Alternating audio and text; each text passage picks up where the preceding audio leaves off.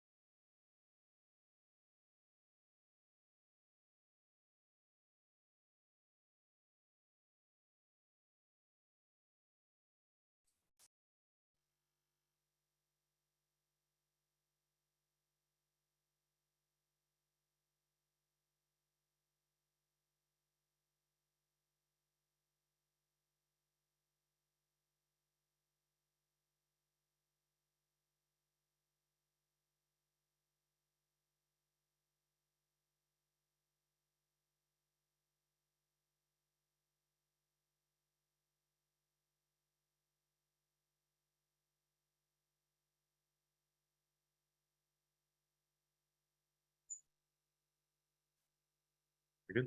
We're good. Good morning, everyone. I'm Philip Hempel, Section Director for Research here at TxSTIC. Welcome to the May the 4th be with you edition of the STIC. Yeah, I see some people shaking their heads, yes. Welcome, everyone. We've got some great presentations set up for you today. But first, I wanted to start off with our traditional safety minute.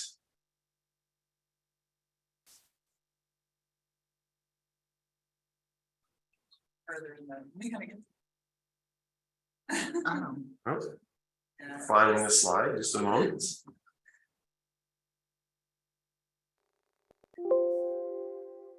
Oh, there we go. All right. So as some of you might be aware, a couple of weekends ago, we had a tax holiday here in Texas for emergency preparedness. And there's a pretty good reason for that. If you're not aware, based on the number of federally declared natural disasters, Texas is the most disaster-prone state in the United States. So I figure if we're the most prone to natural disasters, we should actually be the most disaster-prepared state as well. So what does that mean for you as an individual? I kind of want to take this introspective moment for a bit for you to think about your own house. Really do kind of a quick visual of what is your pantry, what does your supply closet look like today for a natural disaster? Because while we generally think of emergency preparedness in the aspect of hurricane season, which is knocking on our door, if you weren't aware, they happen all year long. It could be tomorrow. So you need to be prepared. Maybe this weekend is a good time to go in and fill out that supply closet for the things that you might need. You know, the shelf-stable food, the whatnots, you can find the lists online. But natural disasters also tend to bring with them some nasty other side effects that might require us to do things like perform CPR, stop major bleeding on someone, splint a broken limb. How good are you today at doing some of those things if you were called upon it? So this is where it's going to get uncomfortable for a second. I want you guys to find someone next to you and look at them, like pair off, look at each other. Actually, look at each other in the eyes. That's okay. I want you to think about the person you're looking at right now. If that person you're looking at, if their life depended upon your CPR skill right now, what odds would you give them? I see some uncomfortable looks in the room, and that's okay. That's okay. This is the safest space to recognize our own skills in that. So the great news is there are so many places to find good information and good training on how to do these things. If you're a TxSTIC employee, we have internal TxSTIC training for CPR and first aid. If not, the American Red Cross has wonderful training out there that you can learn these things. So I encourage you, go out there, make yourself more prepared for these situations so that we can build the most prepared society here in Texas for natural disasters. Next slide. Who? More specifically, who is inspiring you to do a good job today? Like today. Let me tell you a quick story. A couple weeks ago, I was volunteering in our local elementary school, and I was assigned to this 3rd grade class. I didn't know any of the students or anything, and they didn't know me. And of course, one of their first questions is, what do you do? And so I start talking, my career has been in engineering research. And of course, they want examples. So of course, I give them the most dramatic examples of things we've done, things that we've lit on fire and blown up, or we've crashed an 18-wheeler into rails, or built big bridge beams and broken them. And they're really excited about that. And then one student asked me, a girl named Adrienne, she said, why do you do all this? And at first I was thinking, oh my gosh, in that 20th of a second, you're like, oh, there's safety reasons and there's economic reasons and whatnot, right? But then I realized the reason that I do it, they were all sitting there right in front of me. It's the third graders. And so I explained to them, I said, when I was in third grade, I didn't really have much of a say in what the future looked like, but there were adults at the time that were making it better. Now that I'm an adult, I'm making it better while you don't have a say. And then when you're older, you can make it better. And so the process goes on. And so Adrienne is my who today, she and her classmates, as to why I want to do a good job. I want you to think for just a few seconds, think about who is your inspiration today? Like, who are you working for today? And to fulfill our promise to these people that you're thinking about, and to Adrienne and her classmates, there's some other who's that we need to bring to the table here. So as we're listening to the presentations today and we're learning, who do we need to go and tell this information to? After we leave, who do we need to talk to? For the next TxSTIC meeting, who do we need to bring in to sit next to us to hear this information or to contribute to these presentations? So as you leave today, I really want you guys to think, who do I need to talk to? Who do I need to see? Who do I need to bring into this? Because the worst thing that could happen is we become an echo chamber. We need to make sure that we reach out, share the information, and bring others in so that we can represent all the people of Texas here. So with that, let's kind of transition to some nuts and bolts real quick. I've been asked to give a quick update on our research portfolio. As of Monday, we have about 127 different research projects. We've got about 50 of them rolling off at the end of this year, and that's a pretty big number.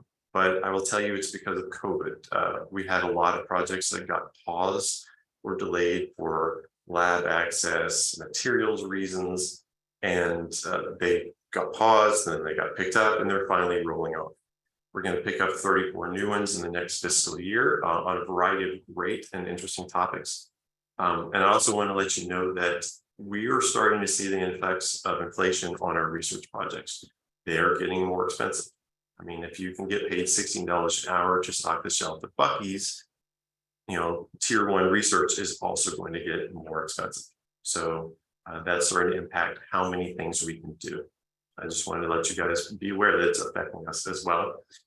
As far as NCHRP projects, I don't really have a lot to update. We have 102 projects that we scored internally. We sent them off. We won't know anything until we hear back from the executive committee. So I just want to let you know that they've been scored, they're out there, but we have no idea what the rankings will be or how many will actually get funded in the event. Does anyone have any questions about our research portfolio, our implementation projects, anything like that? Silence. Anything on that? Yes, sir. All right. Well, if you do have a question, again, my name is Philip Heppel. I'll be here all day. I'm always available via email. So please let me know how I can help you. Maybe we work together to find a solution. Thank you so much.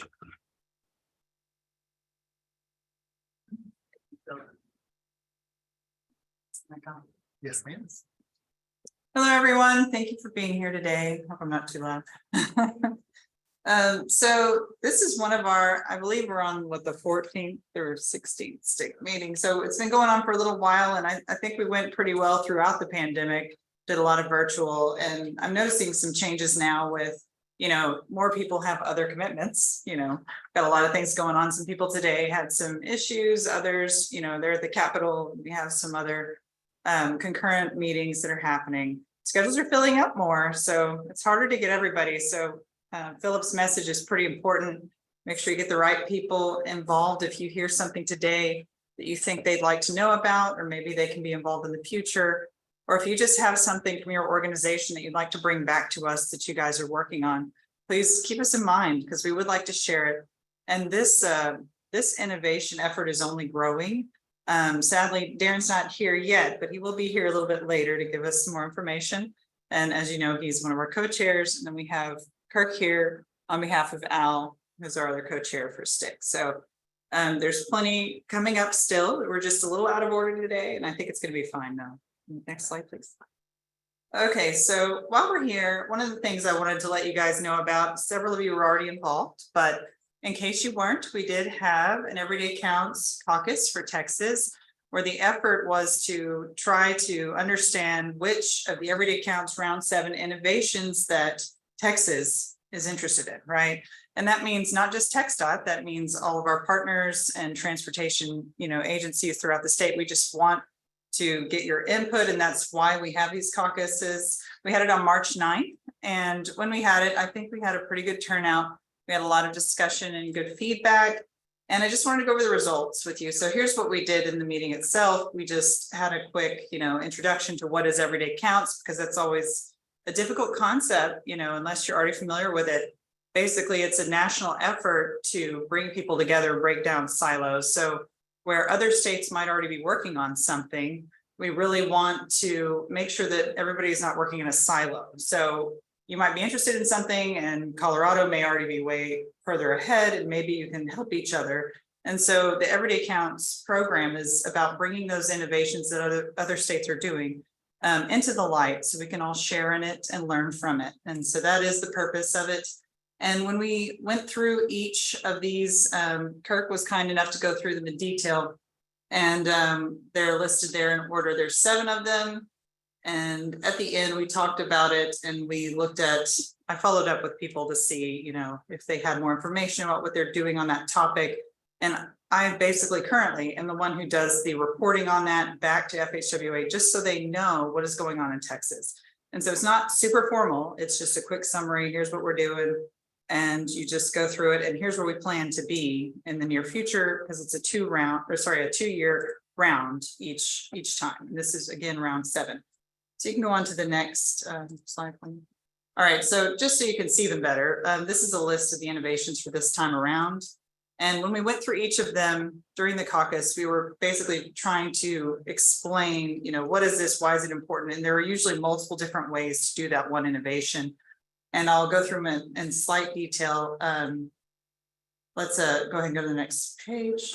All right, but first of all, I wanted to tell you how they ranked.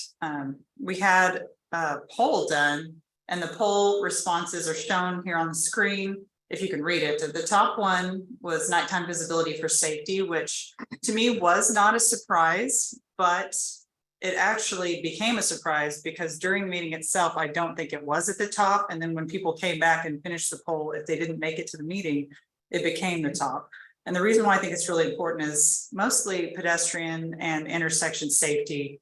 And one of the times it is most difficult to drive is at night. And there was a study that Minley of TTI and I spoke about during the caucus, and it was related to pedestrian safety. And one of the things that we did find in that, this was done with Dallas and Fort Worth a few years back before I came to RTI.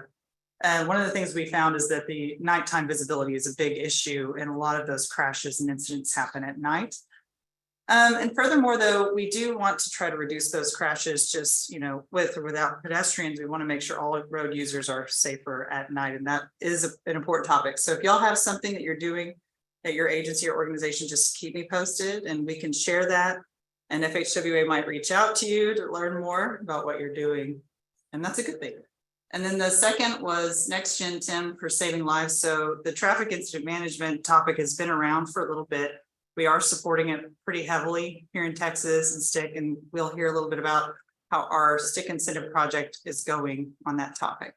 And then strategic workforce development. We all know it's really tough to get people in the door, to hire people, to make them actually interested enough to accept your offer after you've spent time looking into them, and then to keep them on board. So strategic workforce development is still, that's going strong as well for 2 rounds, I believe, right? Is that correct? 5 and 6 and now 7. And this is our 3rd round. All right, so yeah, so we're supporting that heavily as well, especially with local technical assistance program, who we have here today administering this meeting for us. You can go on to the next. All right, so what is it about these two that bring them together? It's safety for all road users that we spoke about, because next gen 10 is related to all road users as well, and it is about saving lives. And it is challenging to pursue efforts in that area, because there's so many things you have to consider. There's IT concerns now. There's a lot of things that have, I don't want to say slowed the progress, but definitely led to the timeline we're on and why that one's going a little bit longer than some others. You can go ahead and go on to the next. And as I mentioned, the nighttime visibility for safety is for saving lives, reducing nighttime crashes, and then also reducing energy costs. You can use LED lighting now, and that's another bigger impact. Next. All right, one more, yeah, thank you. And so you can see that it covers various areas, next gen TIM, and it can be applicable to a lot of crowdsourcing topics and things that cover many genres. And so our focus though is increased safety, and then overall you're going to have improved operations, and by improving those operations, it goes back to the first. So better situational awareness. You might be aware of some applications that are out there that you can use now, and those applications will tell you where the crashes are. I mean, a lot of people know about Waze already, but there are other things out there available to TxSTIC road users and users throughout different regions. And I think there's a focus now in trying to find a way to make that continuous when you go out of the states. There's not just, each state has its own app, or each city has its own app. But if there's a way we can find continuity there, I think there's an effort in that area. Going next. Okay, and then strategic workforce development. The reason why it has continued is, as I said, the pandemic brought a lot of challenges, and then now here we are looking for effective solutions. And we have proven training. Our round one for strategic workforce development, we did a phase 1 with LTAP, and we have some tools that are available to you now that you can use for job postings, different aspects, but it has been heavily used. And in our own TxSTIC world, our workforce development and construction team are working together to try to get certifications in place for road construction workers. And it's related to that first phase 1 and some of the products of that. You can go on to the next. Okay, and I just wanted to tell you guys how it all measured up compared to the last year. So a lot of the interests are staying the same. Round 6, it was 2 years ago, but round 6, when we had our caucus, these were the things that came out. Strategic workforce development, making it showing then, and then next gen TIM and crowdsourcing. Like I said, crowdsourcing and TIM are directly related. Next page. All right, and so another thing happened in February, and we had an Everyday Counts Innovation Summit, and I don't mention that specifically here, but what I think is relevant, most pertinent to you now, is the TxSTIC Innovation Showcase. If you just want to see what's going on around the nation, and they have this really cool, if you go to the registration, there's a link there, and you can get access at any time. You just go ahead and go in there and peruse the information. They have it separated by these categories, and a lot of ours go across several categories, but we could only submit 6 this year. We had a potential opportunity for a 7th, but 6 were pretty solid, so I went with that. And next page, I'll show you which ones we sent. So we had some pretty good ones resulting from research, other efforts. NCT COG, who is here virtually today, they contributed quite a bit, and these were our top 6 that we submitted. So we had the resilient port system. That's a result of some of the research in our RTI program. That one is very relevant right now. We have a lot of things going on with climate change and resilience, and trying to make sure we have a resilient infrastructure. So that was very relevant. The Houston TranStar roadway flood warning system expansion tool is one of those apps I was telling you about, where you can go on there and use that and see what's going on and try to avoid flooded roadways or unsafe situations. And then you've got using crowdsourced data to improve emergency response to roadway incidents. This was an NCT COG effort, and it's a really good one. So if you go onto that site that I gave you, you can actually look at these. There's a poster for each topic, and there's also trainings and discussions on those if you're interested in the Everyday Counts program itself and would like to learn more on some of these topics. Next page, I think that's. Yep, helping the streak. One thing I've noticed out there is there's a lot of people trying to drive really fast. So you have to be very cautious at all times. There's no time to relax. Some people pick up the phone, but honestly, I think the aggressive driving is a lot scarier. I drive my kids across from South Austin to North Austin every day for school. They go to school off of Lamar, and I live in Manchac. So a lot of driving, a lot of toll road use, but I have to be very cautious. And my kids have learned a lot. They are 7 and 11, and they are ready to drive. They've learned way too much from going across the road. So thank you, guys. And I think we can go on to the next topic, which is Kirk, your next up. And we're going to be a little bit long just because we're waiting for Ken to make it. He had some other engagements and but we have great material. Thank you, Kirk. Thanks, Sean. Welcome this morning to the TxSTIC meeting. I think it's the 11th or 12th, as Shelley mentioned. So we've been around since 2018. We established ourselves at the Greer Building during one of the kickoff meetings with our co-chairs, Al Alonzi and Darren Anderson. So we're pleased to be here today to give you some updates on what's going on with the world of STIC and EDC everyday counts. As Shelley mentioned, everyday counts round 7 has been formalized. We did a kickoff. We've done some meetings to establish which ones we're going to go forward with in terms of 2023 and 24. And accelerating innovation is what we're all about. We're trying to, after the state caucus, we're trying to take those 7 innovations and move them from a maturity level of like developed to all the way institutionalized in our state. So that's one of our main goals as part of implementing everyday counts, is to raise those maturity levels within our state for each of the 7 items of innovation that we've came up with for EDC 7 for 23 and 24. As Shelley mentioned, the EDC 7 virtual summit that you just saw is still online and accessible for on-demand reference. Registration's required, but it's still available on Everyday Counts website on federalhighway.dot.gov, and you can go back and look at what local innovations were brought up, the 6 that were brought up, and also the 7 that we are in 24. Accelerating Innovation Office, the Center for Accelerating Innovation, is currently compiling the information from the state caucuses, and they're going to prepare an EDC 7 baseline report, so stay tuned for that. The EDC 6 final report has been published. Congratulations to everybody that put in that information that came through from the end of year reporting and went into that, and appreciate Shelley and everybody at RTI that did the work to pull that information together. It's now been published. It's on our website, the federalhighway.dot.gov innovation everyday counts website. So thanks to everybody for their accomplishments and achievements in that area. The announcement for the 2023 STIC Excellent Award should be forthcoming soon. So stay tuned for that. We won it in, I think it was 2019 or 20. And that was the last time we won the STIC Excellence Award. We got a little trophy thing that we shared with RTI and others, and that was a big announcement. So the 2023 are forthcoming. There's no new news or updates to the AID, the Accelerating Innovation Deployment Demonstration Program at this time.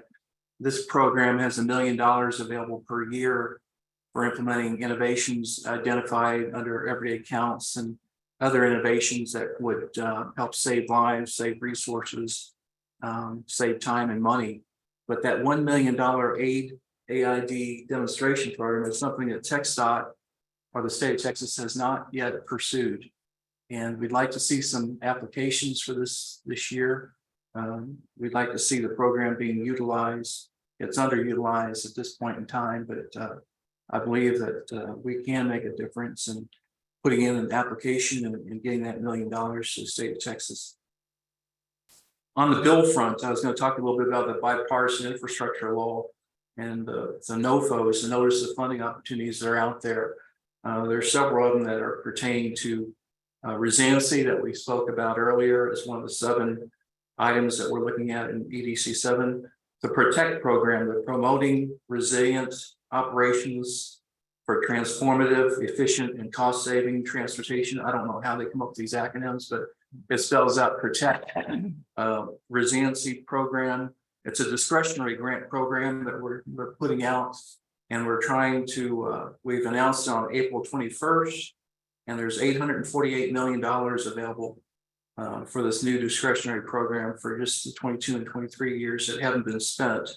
It's almost $1 billion. The vision of PROTECT is to build a stronger, more resilient surface transportation system, including highways, public transportation, ports, intercity passenger rail.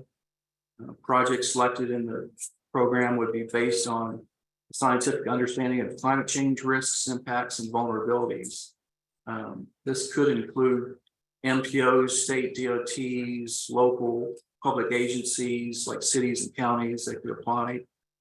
Indian tribes can apply.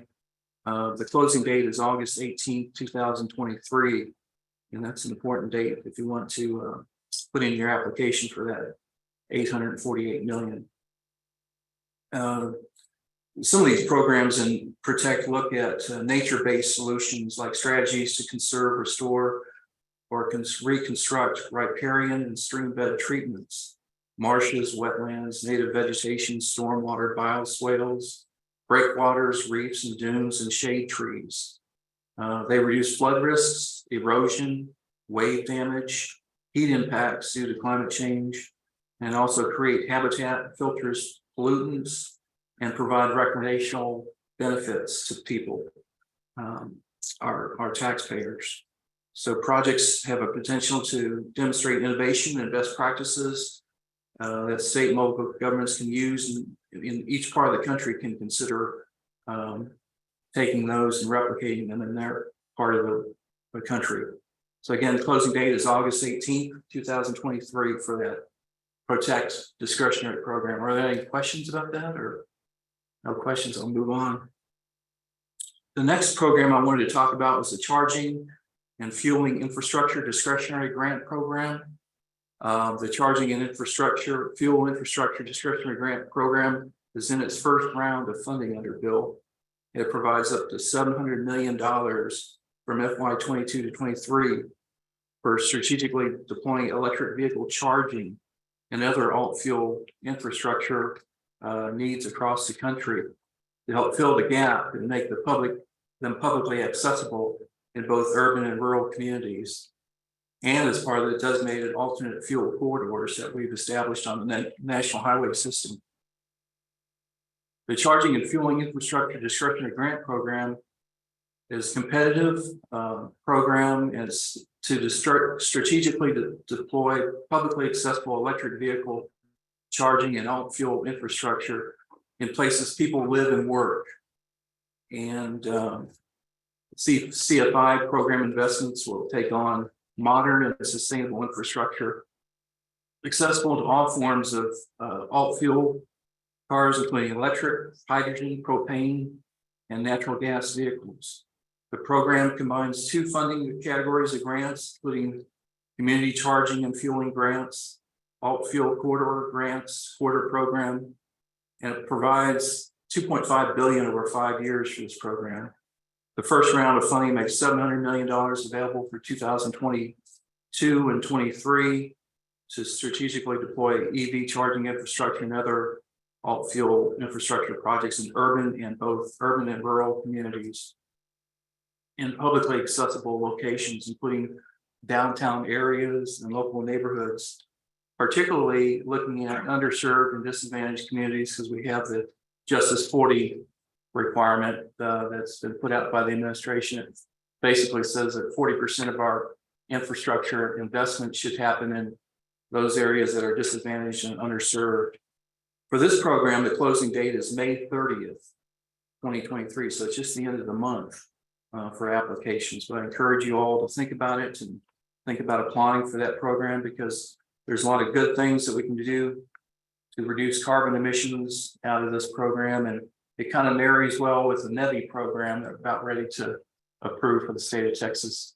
The NEVI program is, that program would provide us over $400 million a year for the next 5 years for putting out electric vehicle infrastructure on the all fuel corridors, the interstate especially.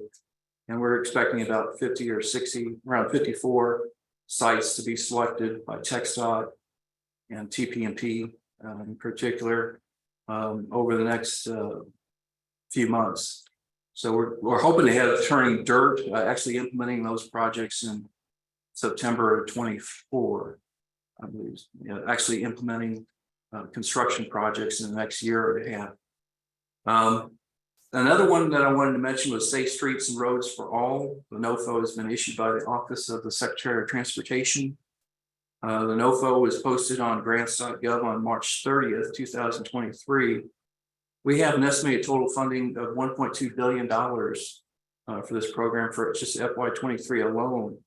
And this NOFO is to select applications from states, from state DOTs, from MPOs, from local public agencies to prevent death and serious injury on roads and streets, involving all roadway users and including pedestrians, bicyclists, public transportation, personal conveyance and micro mobility users, motorists, commercial vehicle operators.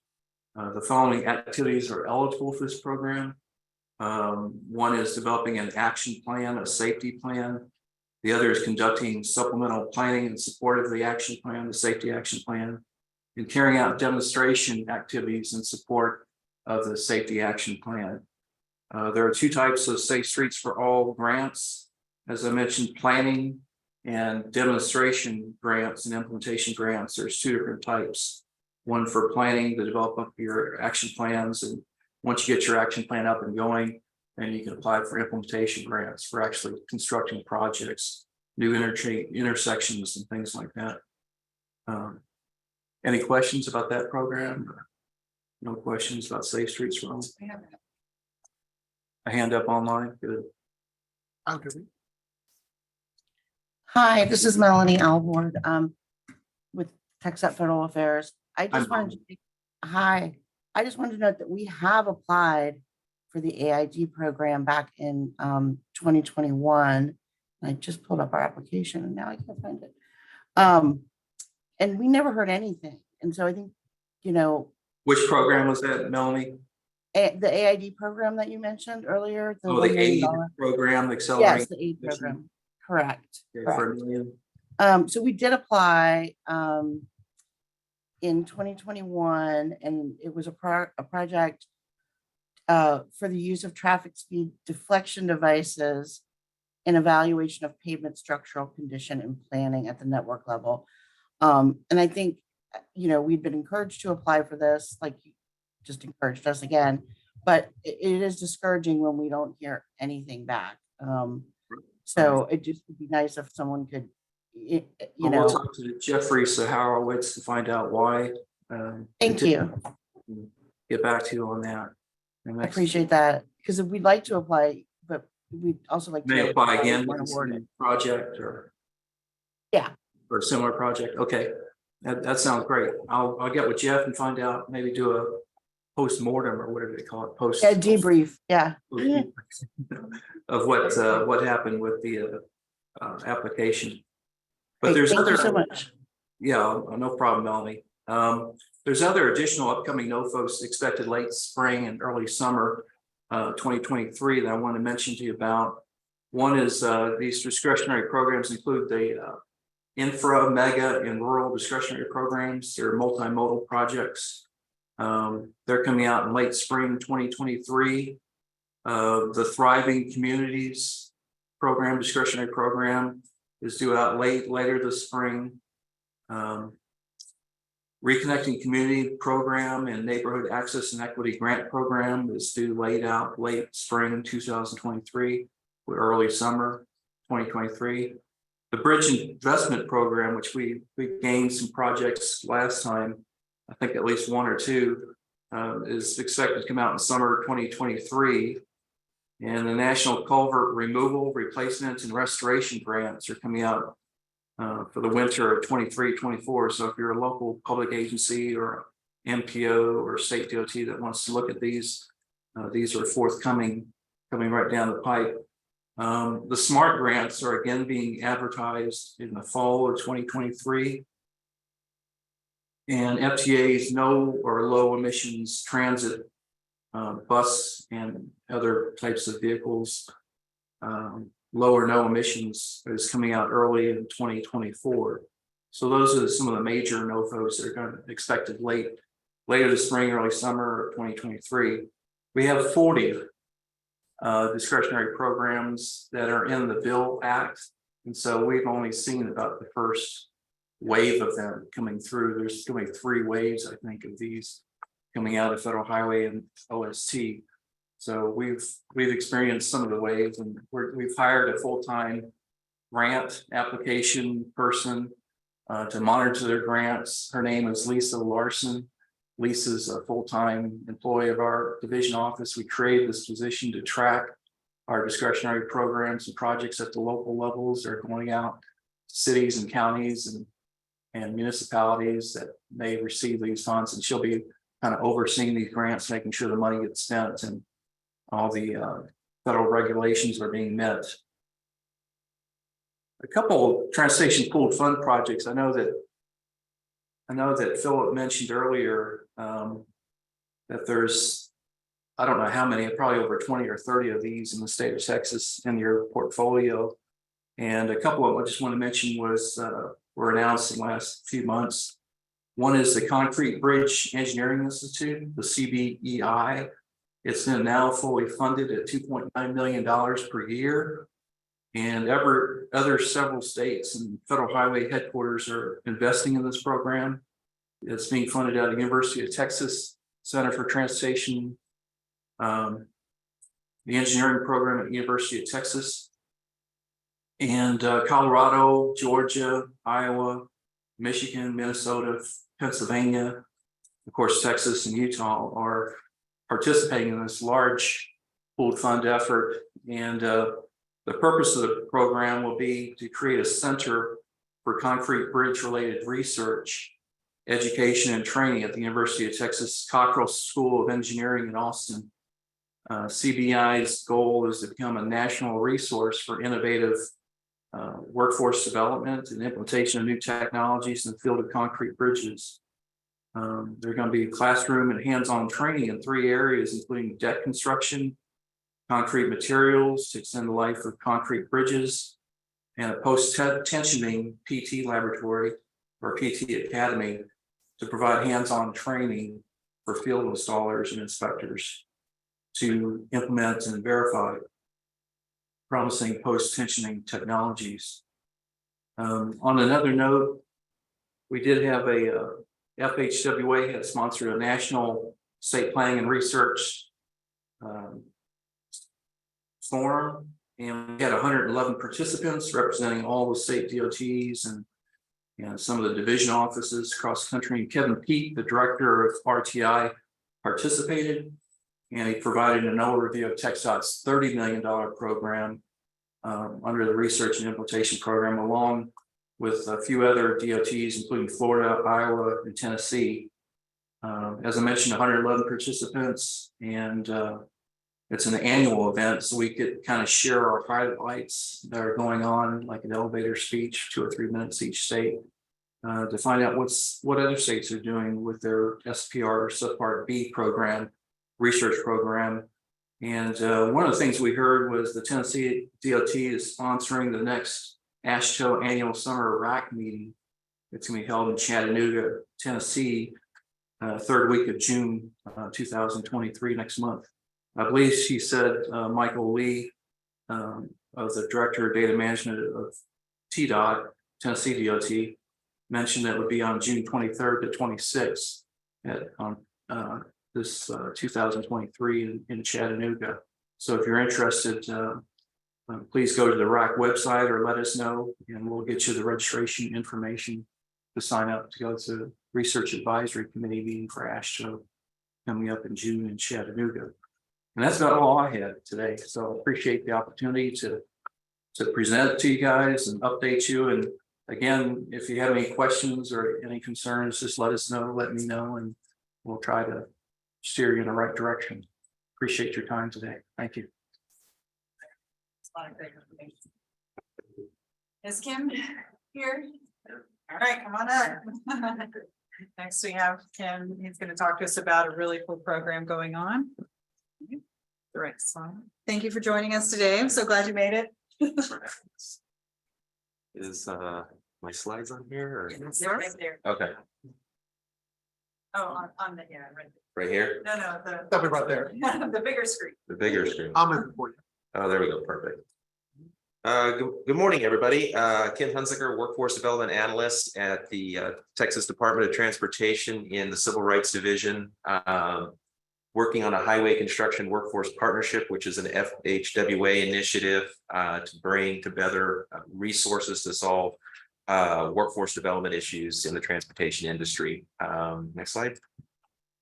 Oh, get back yet. So the purpose of the program was to increase skilled workers in the construction industry. The program is an internship style where they're earning and learning. So we're partnered with several employers on that side of the house. We partnered with the community college up in the Dallas area for one of the programs. The other program is in the Brazos Valley area, and we partnered with Texas Transportation Institute, Glenn College, and TxSTIC to do an asphalt training. The one in Dallas is a heavy equipment operator training. So the credentials are NCCER, which is a nationally recognized credential in workforce development for heavy equipment operators. On the other side of the house with the asphalt program, it's with TxSTIC, so obviously they're recognized through TxSTIC. Next slide. Requirements for the program to enter into the program. So it's a braided program. So we've received funding where we're working with the nonprofit on our side of the house, but we're through the college and through the workforce board. They're also partners in the program, and we utilize their funding to pay for the training at the community college. So the requirements are 18 to 27 age range, authorized to work in the United States. They have to have a driver's license. If they don't, we do assist them in getting one. Dallas County residents, economically disadvantaged. So the nonprofit we are work with is their focused population is justice involved youth. It's a diversion program, so it's not a reentry program. They're being diverted from the justice system into these training programs, and if they're successful, they wipe the whatever the offense is off their record. So it's been pretty good. We also do a drug test. We implemented that just so that when the employers get them, that they know that they're getting somebody who's already passed the test. Next. Okay, so this is sort of the structure, assessment, training, internship, and whatnot. So in the beginning, we do pre-employment assessments with the participants through the nonprofit to make sure they're job ready, the drug tests, behavioral test as well, and just general work suitability for that. And so part of that for the training program from the college perspective is they also have to take an exam, because we do test their reading and their math skills, because that also lets us know how successful they'll be in the training as they go through. Next slide. So training, let's skip that one. So here's the structure of the Dallas program. NCCR, so it's a 12-week program. The first 5 weeks is what we call the core construction, where they're learning safety, communication skills, blueprint reading, construction math, and then some hand power tools and basic layout. And so that's a total of 72 hours. The structure of the program currently is 3 days a week at the community college, and then two days a week with the employer to get some hands-on learning and experience with the employer. Once they complete the core, we segue into the heavy equipment operator level 1 certification, and that's structured the same 3 and 2, and then they go through orientation of the trade, heavy equipment safety, basic techniques. We've changed some of the equipment that we train on based on the employer need. We wanted to be responsive to what the employers needed. So we've done forklift grades, but we've also done skid steer and wheel loader and stuff like that as well. And then we've also built in some makeup days if someone needs to retest for one of those modules in NCCR. Next slide. So the internship is the reason why we needed that is that it's, you know, as a 12-week program, and if you have a justice involved background or a disadvantaged background, you know, you're going to need some income coming in, right? So the employers hire them on, they have a flat rate of $15 an hour to gain that experience 2 days a week with the employers. And they do pay them while they're in class as well as they go through the training. Next slide. So, and then at the end of the program, you know, it's up to the employer whether or not they want to retain them based on if they're fit, if they're showing up on time, they're doing everything they need to be doing, etc. If they don't, they don't have to retain them. We will funnel them into another occupation or another employer.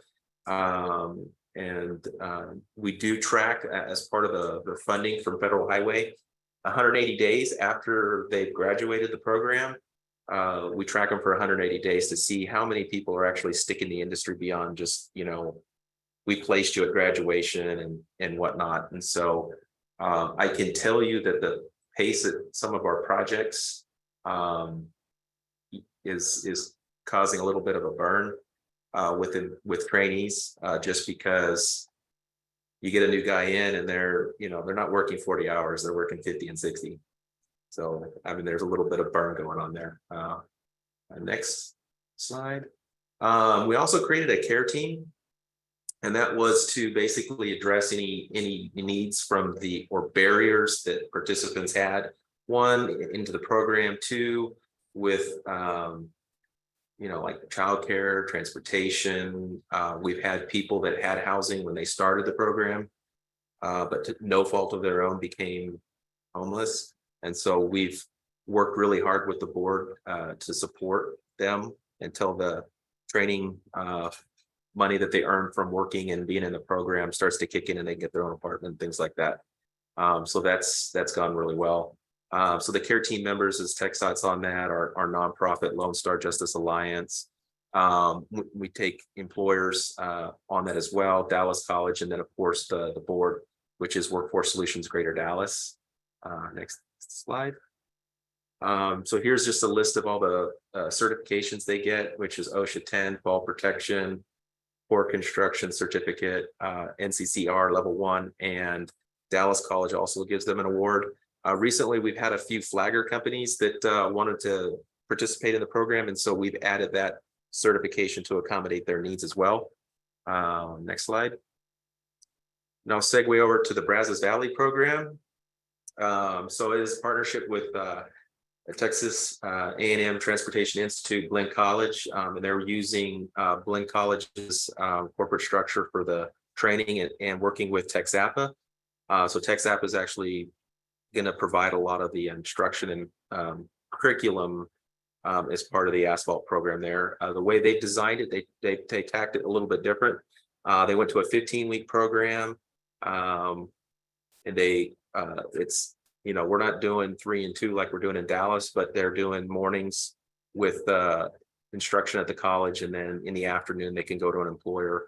We're not placing them directly with employers here because this isn't targeted to a specific population as much as it's wide open to anybody that wants to come into the industry.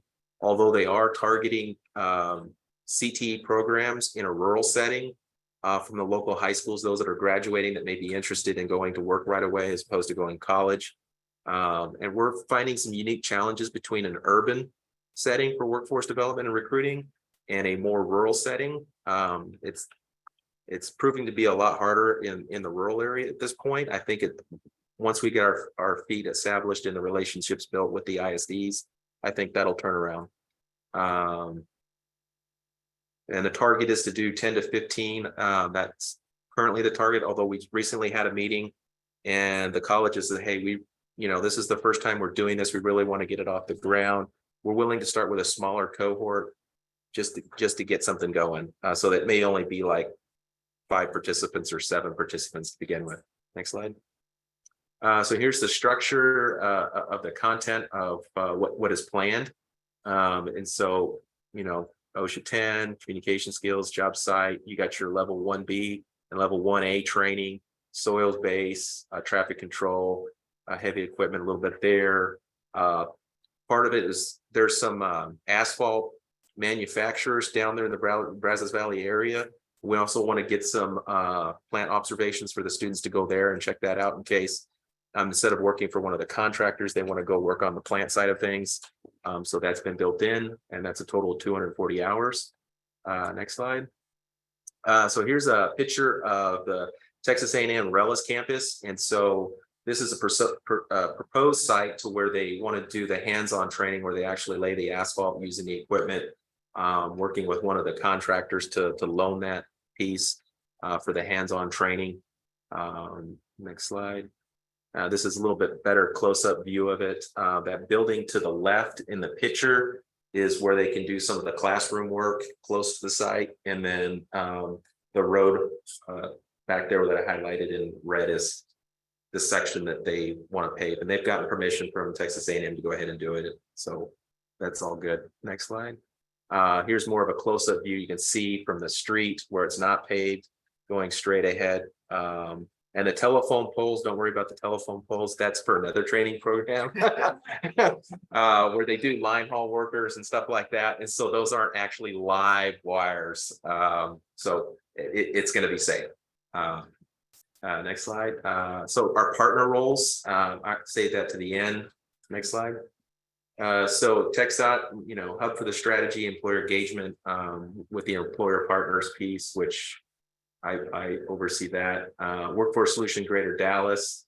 They do a lot of recruiting of participants as well. They have a lot of underserved, underrepresented populations in the Dallas area, especially with South Dallas, that they do. They also provide funding via WIOA, which is DOL funding that flows down to the Texas Workforce Commission and from the Workforce Commission to the boards.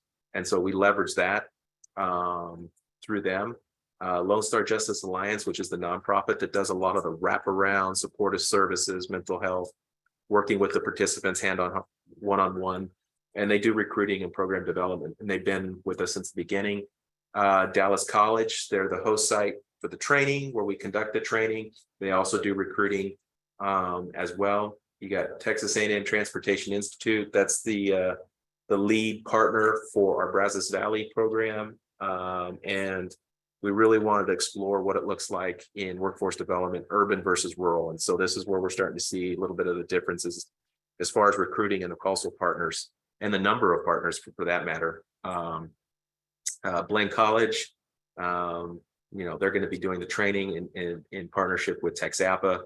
TxAPA also is for this program, it's a fee-based program, whereas the other one, we've got other sort of funding to pay for the training so the students don't have to worry about it.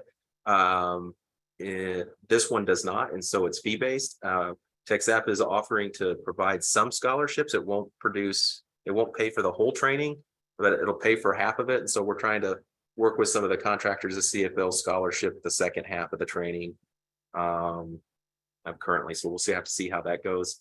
AGC, just feedback on the programs to make sure that, we've got employer support and we're developing things that make sense for them. Regional Black Contractors Association, done outreach, recruiting, program feedback. They've been great. Same thing with the Regional Hispanic Contractors Association. And then we've got like 10 plus employers on board. Next slide. That's it. There's a list of all of our employer partners and recruiting partners that have participated in the program, along with the different agencies, the date. So I imagine that will change as we got a lot of big contractors on here, but we do want to focus on our DBEs because we know that they'll be struggling with workforce as well, or even that mid-tier contractor, right? And so we're doing some more outreach in that space. And I think next slide. And that's all I have. Is any questions?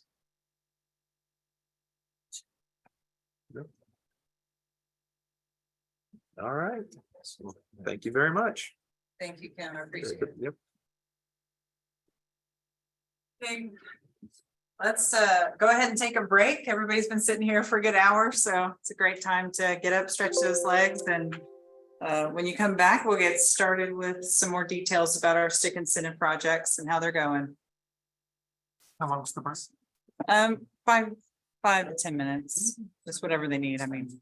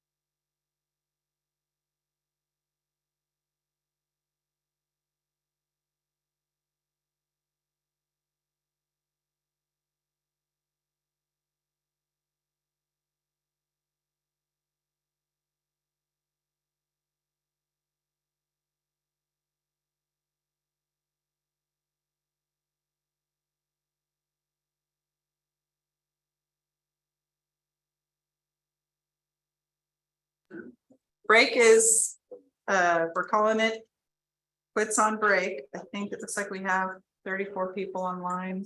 I think we're good to go. All right, Here's Jeff. good morning. You're right. Okay. Oh, I'll control it. Oh, you're good.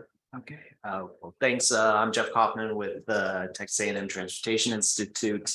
I've been working on the EDC6 project for trying to improve traffic incident management through the receipt of CAD data.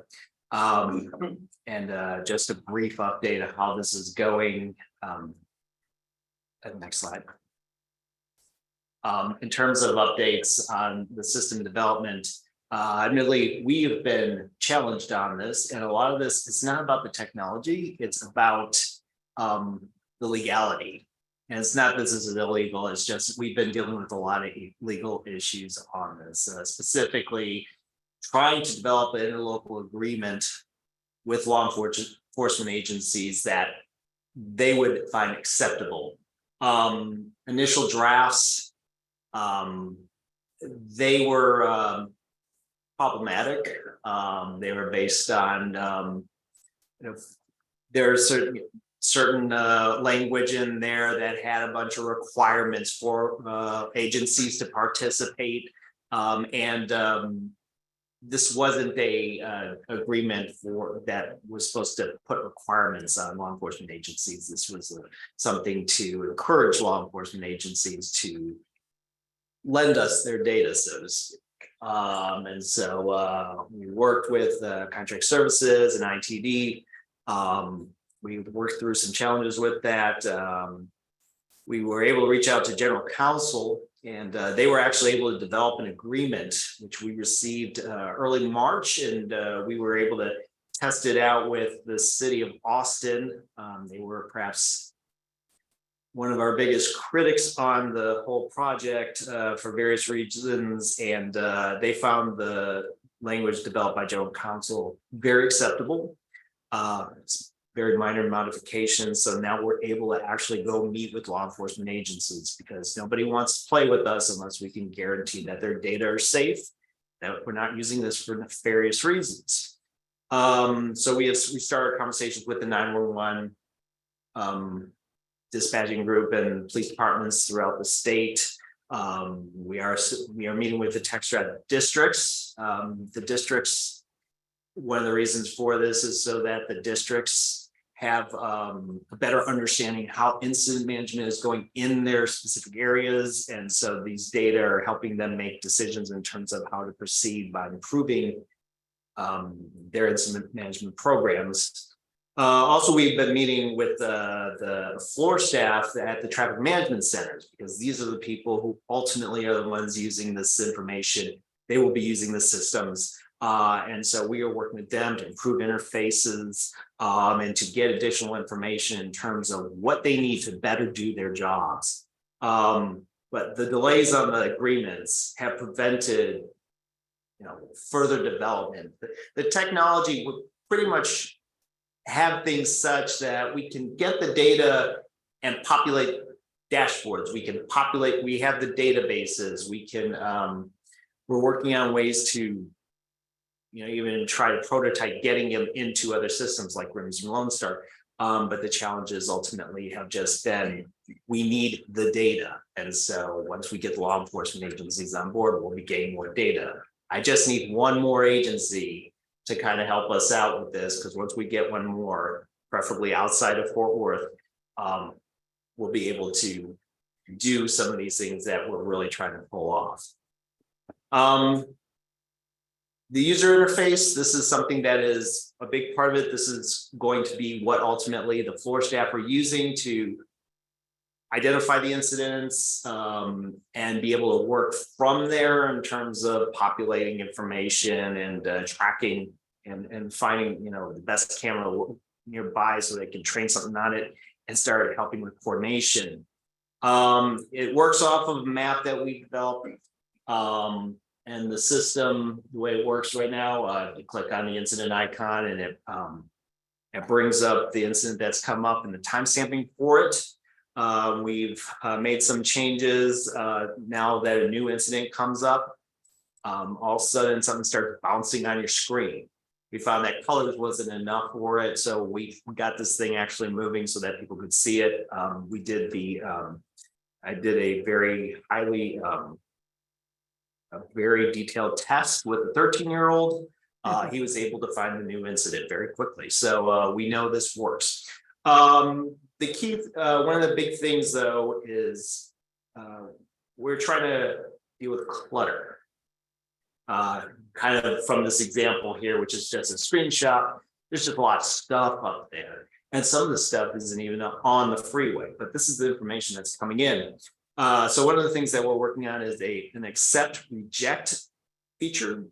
So when an incident comes up, the floor operator can either accept it and say, yes, this is something of value, or reject it, in which case it will go away and disappear from the map if it's deemed that, no, this is not an incident we need to be worried about, or if it's off the system in question. The other thing we're working on here is geofencing. Basically, in order to help remove some of the clutter, we're trying to keep it on the map. Challenges is when data comes in, it's an incident occurs, let's just say Ben White and South Congress here in town. Well, it could be Ben White in South Congress. It could be SH 71 South Congress. It could be US 290 in South Congress. It could be State Highway 71. There's various ways you can put information into the system. And so it's something where we're not quite, it causes some challenges, and we just want to make sure that the information is coming in well. So the lat long information that they'll be transmitting with us, we think we can figure a way, because if we can get a hold of the 911 mapping system, which we can work with the councils of governments on getting, we can set up these fences, essentially these fences that says anything within these lines, because those lines have to be very accurate for 911 response. So with this in play, we put this in and be able to remove a lot of the clutter, because if we're only looking at freeways, we can only get freeways. Slide, please. Performance measures is a part of this project. This is a small part of a larger, in terms of total understanding of TIM and incident management and how an incident plays out. In looking at our performance measures, we've been playing with putting together charting, graphing for incidents for primary performance measures. The easier ones to do at the moment are when a call comes in to how long it takes to get dispatched, which might show that there is a deficit in terms of dispatching needs. Dispatch to arrival, how long does it take for an officer to actually get on the scene? Are there enough officers out there? Arrival to incident closure, how long is it actually taking for a responder to clear an incident?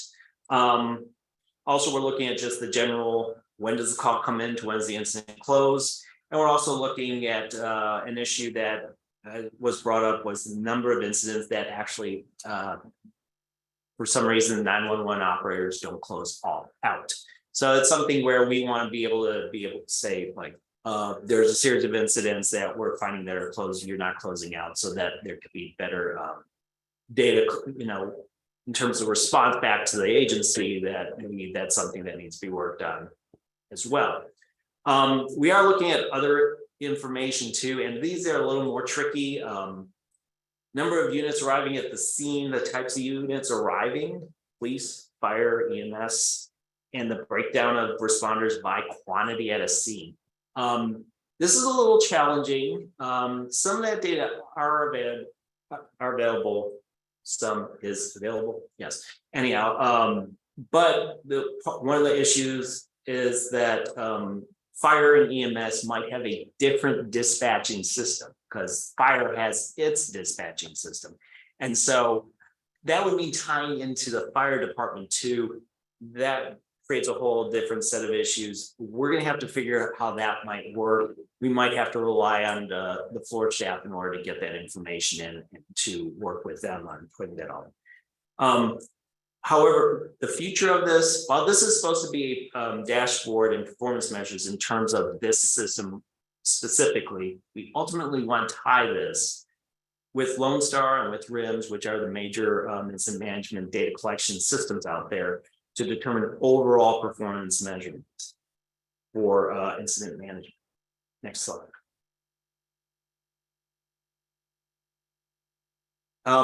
Lone Star and RIMS integration, again, these are the systems that the floor staff are using. This is the information that the districts are using in terms of getting, to see how their incident management programs are working.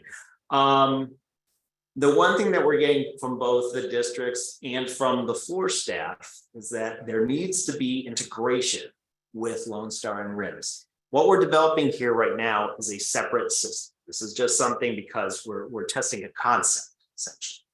Because there's a concern right now that they have all sorts of things up on the screens. I don't know if you've been on the floor of Daltrans, TransStar, Transvista. They'll have 4 or 6 screens right in front of them. Even they'll have cameras over there, but they're looking at maybe 4 or 5 different things trying to find an incident. Well, now it's going to be 6.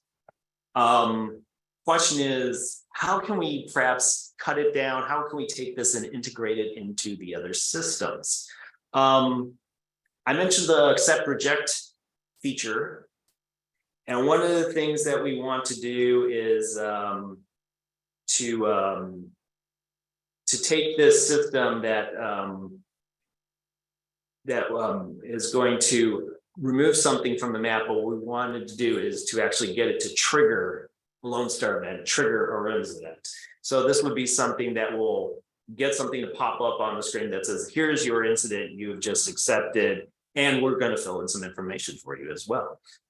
Also, while we have a map that we've developed, as you've seen on the previous slide, that map, there's been talk, the folks on the floor, the various management centers want that information transferred to the Lone Star map or the RIMS map. They don't want a separate map.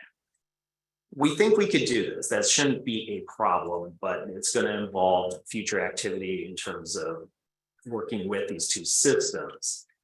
With this, we'll be able to do complete performance measures if we can get all of this together. Again, this is future work.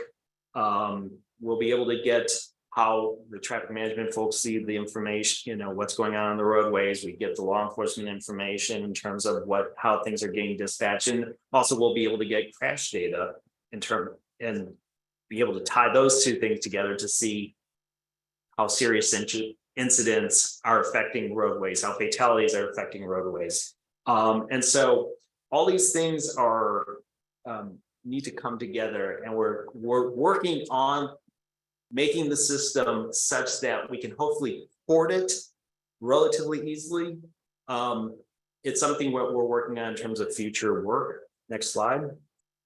So where we're going with this at the moment, again, first we want to we're working with TxSTIC for agreement. There's interest in continuing this system beyond this initial development.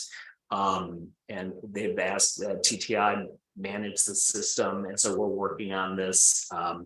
It shouldn't be a heavy lift. I mean, there's going to be some initial development that needs to be done in terms of integrating with Lone Star and RIMS, but outside of that, we don't see that. It'll be just maintenance work, making sure that the system is constantly running, meeting with folks to try to make sure that it's working for them, making modifications accordingly, working with law enforcement if they stop transmitting to see why they're stopping transmission. Right now, it's a full court press with law enforcement agencies. Now that we got this new language, we're able to go to them and say, hey, when we talked to you earlier, we wanted this information. This is the document that's telling you we will be kind with your data. We will not use it for inappropriate deeds. I mentioned prior, we need at least 1 more agency out from outside Fort Worth so we can do better programming and testing of data distribution and performance measurement. I got El Paso and 911 there, getting them involved. If I can get those two 911 centers involved, I potentially get 16 agencies all at once. That's definitely a benefit. Houston, one, it's in my backyard. Two, working with them will help allow us to prototype what integration with Lone Star and RIMS might look like.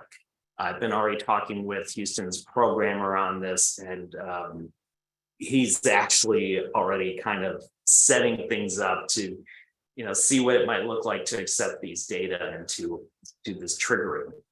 And as we continue to work on dashboard analytics, again, the dashboards at the moment will show the 911 data, but we ultimately want to bring everything all together to show you how an incident is playing out.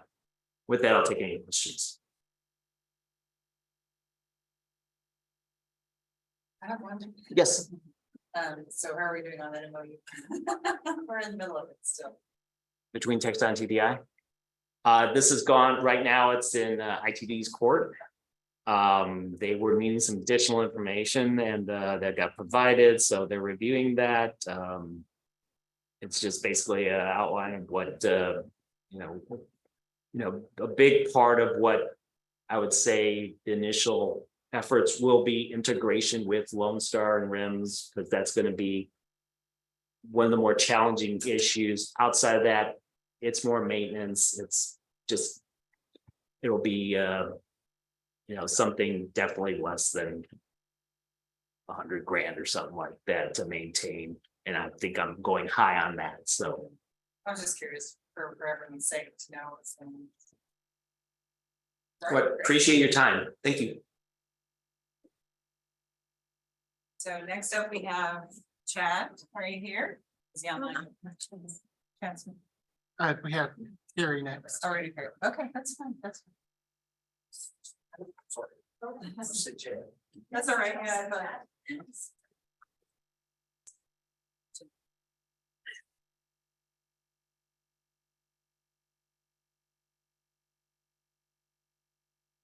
Sorry, Chad. That update on my, sorry. Yeah, so my name is Carrie Farley and I am the program coordinator for the Texas LTAP program. And I'm here in place of Ray Belk, who is our consultant and has compiled this program for you. He has over 40 years of human resources experience. So this is basically his brainchild based off information gathered from judges, commissioners, cities, counties, anybody that could be reached across the state of Texas. So in the last probably say 10 to 15 years, there's been a huge shift in the hiring market. And the draw used to be for city and county jobs. The private sector has upped the ante, right? So in order to stay competitive, the cities and counties needed some plan in place that could help them retain, hire, onboard, all the different parts that come in the hiring process. So why is this important in the state of Texas? And I know a lot of cities and counties will say, oh, we don't need that. We'll just post it up on the wall. Well, unfortunately, when you're doing that, that's going to extend the time. You're not reaching the people out there. And so replacing an employee can cost 3 to 4 times their salary. That process, if you're hiring correctly, still takes 8 to 12 weeks. Also, too, they don't reach their full training potential for 1 to 2 years. And another factor is those counter employees that are working with the vacant spot will experience burnout. So this program, it's a booklet that's on the back page or back table back there. It has 150 pages and it is in depth and it is fantastic. I'm going to fangirl it for a little bit here, but it will basically help these cities and counties with 1-person, 2-person, 30-person human resource teams learn to level the playing field with paid and unpaid benefits. It gives information on how to post the job, how to screen, interview, and make the offer all the way through to the onboarding process. It also has a specific section related to road and bridge and public works employees. It tells all about accessing free grant-funded training like we do through LTAP. It will also then take the employee process through when you go through the onboarding process, it'll do reviews and goal management, anything to help retain that employee. So this can be tailored to any size, city of Fort Worth, all the way down to a 3-person public works department somewhere in South Texas. And so what we try to be able to do is take this program and apply it to anything that you have that's your specific needs. And Ray is available. He will go out to all the cities and counties, and he will sit down and he will tailor it personally to each city and county. And so the last part of the process is succession planning. And so that's going to work with, you know, when you're onboarding your employees, if you know their goals in the long term, right, you can have them trained along the way so that your pipeline of employment is continuous. You're building that employee, you're retaining that employee, and you're also filling those jobs of higher level importance down the road because you planned accordingly. Next. So the basics of this program is basically 5-fold.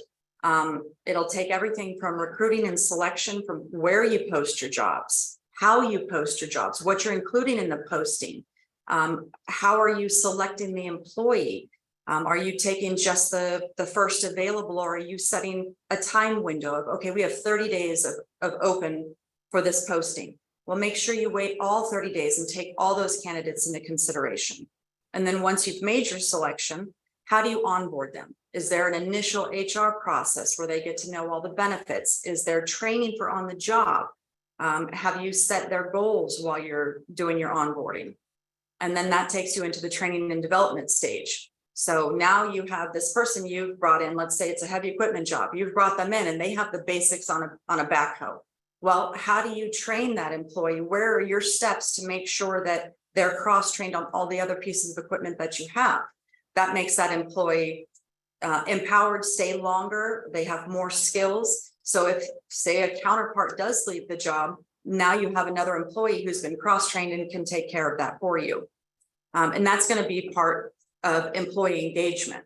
How are you keeping them? Because we all know you've been in a job a long time. If there's no growth, there's no further training, there's no potential for advancement, those are going to be the employees that you lose. So how do you keep them engaged in the job? And that's going to go down to succession planning. So the succession planning is that pipeline. We want to make sure that everybody that we've hired has a plan. They have a long-term goal. We're keeping them trained. We're keeping those job postings available internally as well. Next page. So Ray compiled this based off of everybody and anybody who had an input in it. And it was first presented in February of this year to the VG Young Conference, which is county commissioners and judges. He presented to a room of about 250 people. We gave out over 300 copies of the booklet that day. So much so that by the time we made it back to our booth, people were following us back for more copies of it. And in that time frame since then, I get emails every week. Hi, I've heard about this program. Can you give me a digital copy? So we do have digital copies available. We also brought printed copies with us.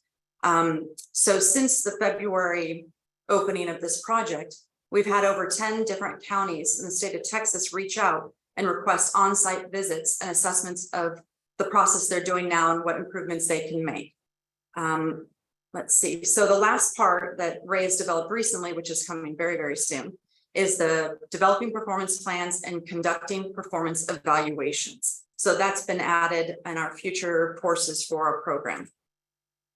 So our program exists with Charnette Lucas, who is our program manager. I am the coordinator, and Ray Belk is our consultant, and it is his brainchild. So if you have any questions or want to reach out to us or a copy of the booklet, our contact information is there. Any questions? Thank you. Great job, thank you. Now it's Chad's turn. It's Chad's trace me there. And does he have slides? Yes. Okay, great. Thank you, Chad. Thank you. I'm Chad Smith. Sorry, I'm probably a little loud. I'm gonna scoot back a little bit. I'm the guy you're gonna see out on the edge of the roadway all the time. I'm not gonna have a bunch of slideshows or anything. I'm basically gonna talk to y'all about what y'all go through every single day. For starters, I've got 31 years of doing this. The last 11 years have been with the city of Marble Falls. My first 20 years were with TxSTIC, District 14, Austin Division, right down here. A lot of things have changed since then. I know when we started with TxSTIC in 1992, I was 20 years old.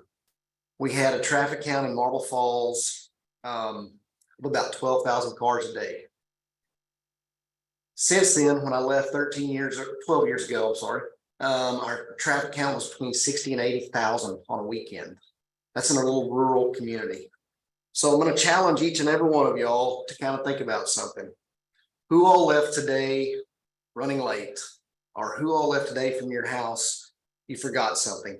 Who all left today and went through a construction zone or a traffic zone or any of this? I'm sorry, I'll keep up the slides a little bit better. I'm sorry about that. But what I'm actually saying is, does anyone know how long it takes in a traffic patrol or in a vehicle for someone to get killed in any of these roadways at any time? Doesn't matter. I'll tell you, it takes 1/10 of 1 second to change your life. That's anyone's life in here. And if it doesn't change your life, it can change the life of someone else. That someone may be me or one of my coworkers in one of these work zones. With that saying, do you know how many vehicles you might have passed today? If you came from your house in a rural area, you might have passed 2, 3, 5. If you got on one of these major highways, you probably passed 10,000, maybe 20,000. In a full day, you probably passed 70 or 80,000 vehicles just trying to get here. It takes one vehicle, 1/10 of 1 second to take your life, or to change that of the life of one of the coworkers that are inside of one of these work zones. So I'm going to start with something real simple here today. Everybody understand these signs right here. Everybody runs into them. Everybody understands what a stop sign is. It's universal. It's around the world. It's 8-sided and it's red. Everyone knows it's a stop sign. Next slide, please. Everyone recognize this sign right here. When flooded, turn around, don't drown. There's a reason for that. When I was with the highway department, we had a lot of people that would go around these barricades thinking, okay, I can make it. I need to get home. There's a reason for it. I had a gentleman, a younger recruit in our department with the state. He said, I'm gonna cross this bridge right here. And I said, no, we probably better not. It's 3 foot over. He said, no, I think I can make it. I'm in the backhoe.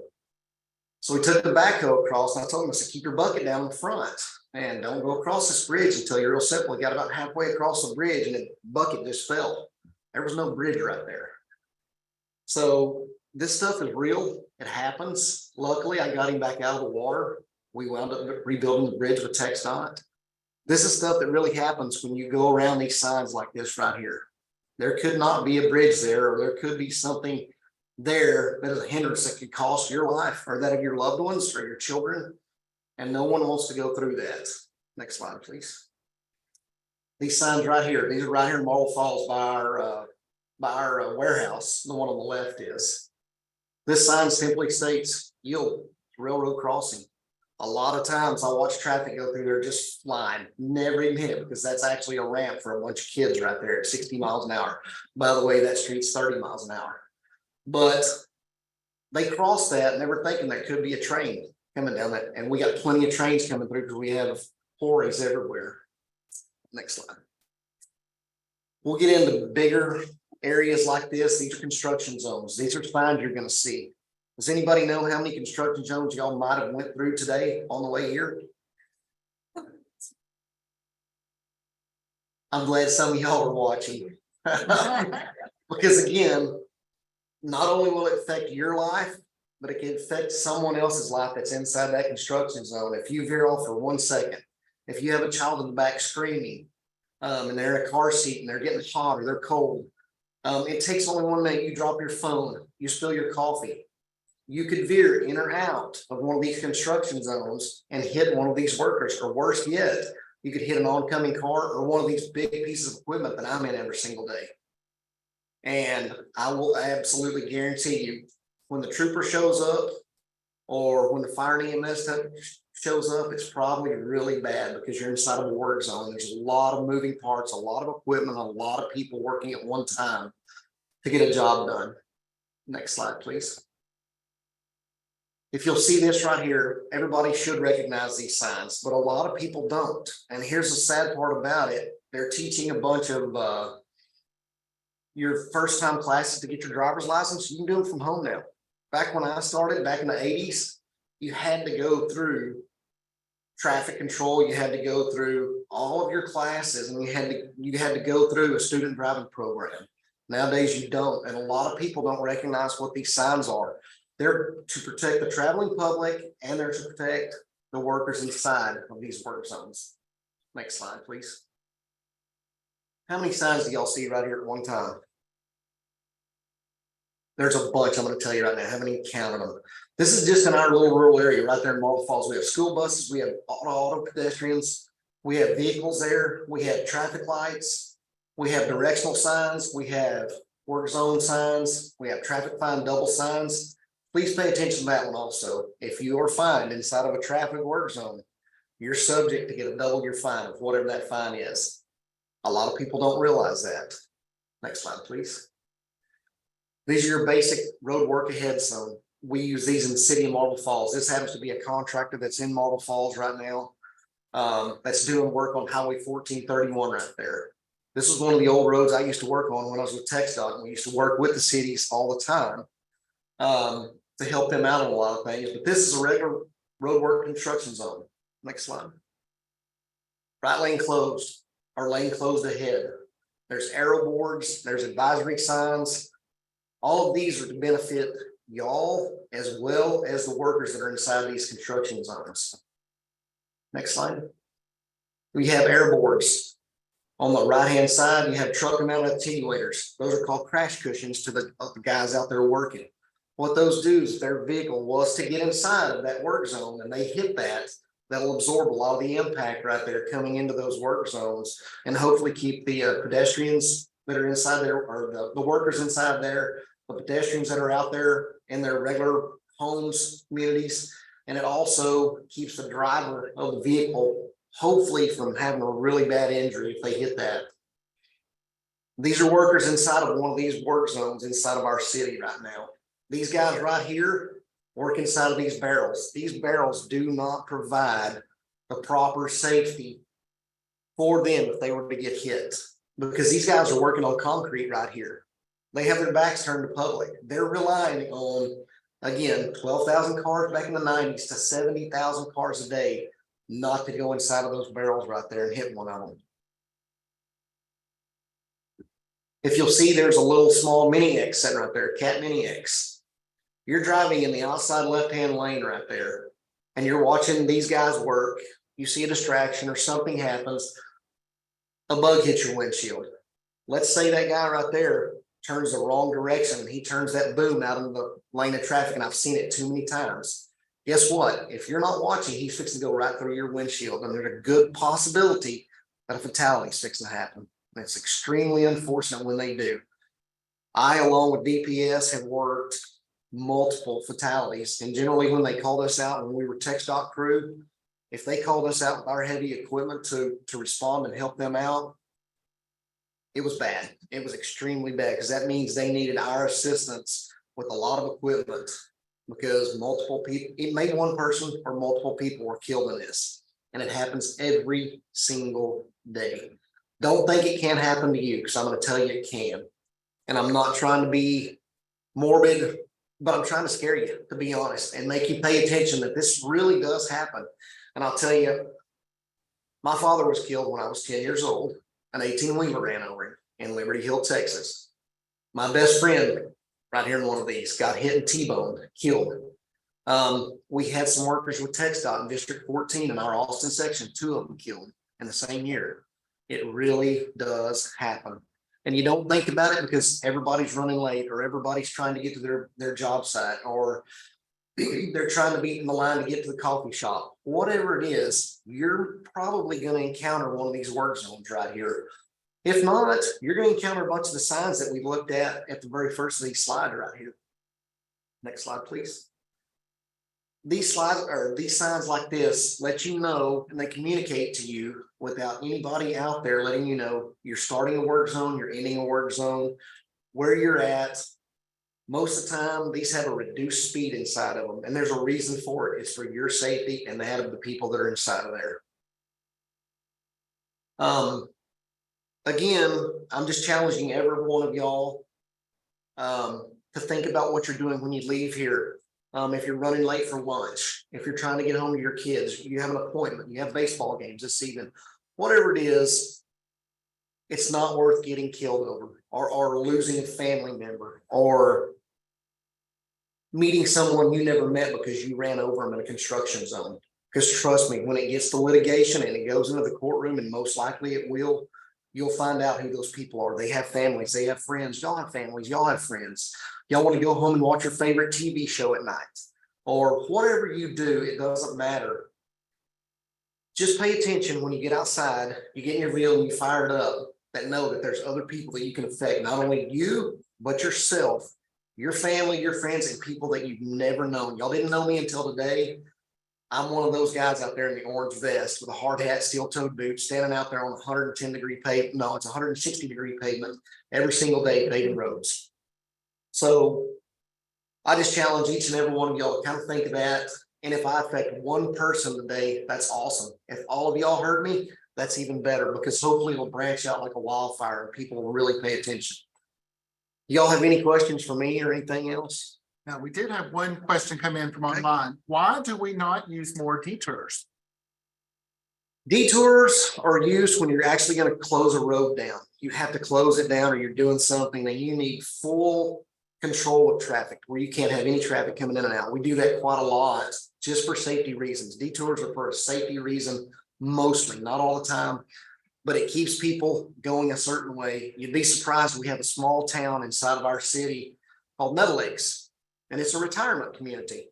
And the main road is Avenue N that comes through there. Well, we're fixing a detour that they're going to build a brand new bridge in there because we got flooded back in 2016. You'd be surprised the detours that we had to do when these roads were shut down, and people didn't know how to get to HEB, and it's straight down the road about 10 blocks. Those detours totally confused a lot of people, and I'm not picking on the elderly, the young people just the same that haven't had a bunch of these classes. It happens, but we try to give a lot of advanced warning signs to let y'all know what's going to happen, where you're going to need to go, how you're going to need to travel, and your speed that you need to travel. Other than that, we try to keep, when we work a lot out on the roads, we try to keep our roads open and keep traffic flowing. No, one of our main concerns when we're out there is keeping traffic flowing at all the times. But if it's the safety of my men and women that are working with me, I'm closing the road and I'm going to detour you. It's not to hinder you in any way or anyone else, but it's for your safety and the safety of those, because they don't really want to get ran over. And I don't want anyone to ever have to come in there and go, you hit one of my guys today. I've had to go 2 times in my life. One, they came to our house and said, hey, there's been a traffic accident. Your father was killed. The other one, I had to go to my best friend's house and tell his mom and dad that he was killed outside of our work zone. Those 2 things right there will absolutely emotionally take you down to where you have no idea what it feels like unless you've had to do it. You're helpless. You're absolutely helpless. And then your first thoughts, you're going to think back, what if I would have done something different? What if I would have seen that sign? What if I would have slowed down? What if I wouldn't have got that cup of coffee this morning? What if I would just blow my horn as I was going by somebody that I saw was doing something unsafe, or whatever? That stuff affects a lot of things. I know this is kind of off the detour subject, but again, it's more on the safety aspects of how we can make our roads safe again. And that's the biggest challenge I'll leave to y'all today when I finish talking. So if y'all have any other questions, I'm more than willing to help. I'd also like to ask one more thing real quick. I work with Charnette now, and I'm part of the University of Texas at Arlington's advisory committee for TxSTIC. If you have a bunch of training y'all need, or if y'all need anything from heavy equipment to asphalt to traffic control, load and tie down, we've taken all these courses and put them into the city of Marble Falls. When I started there, they had no safety whatsoever. They had no signs they put out. They worked out in the middle of the roads and just hope to God they never got hit. And the grace of God, nobody ever did. So please reach out to Charnette or any of them. The training is phenomenal what they give, and TxSTIC funds every bit of it. So if there's no more questions, I appreciate y'all's time this morning.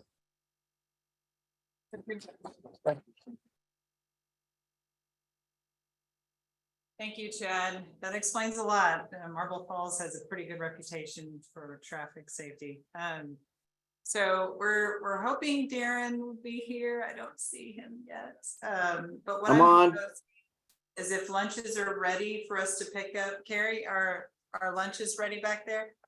Can we wheel those in? Oh, he's on the phone. Oh, I thought he was gonna be in person. All right, Darren, go ahead. Go right ahead. You can, we have your slide. Well, would you rather, I mean, since I'm I see you. calling in, I mean, you can feed people real quick if you want to do that first. It doesn't. No, we've got to turn you up for sure, because see, let's get the volume up. That there any is other coming way? through the. Can you hear me now? Okay, well, we got to figure out how to turn you up. So let's see. Maybe it's on here. Mine's up all the way. Is this? Testing. I don't Can you want- hear me now? Oh, yeah. Can y'all hear him okay? It's tough. It's tough. You might have to project. All right, let me close my door real quick.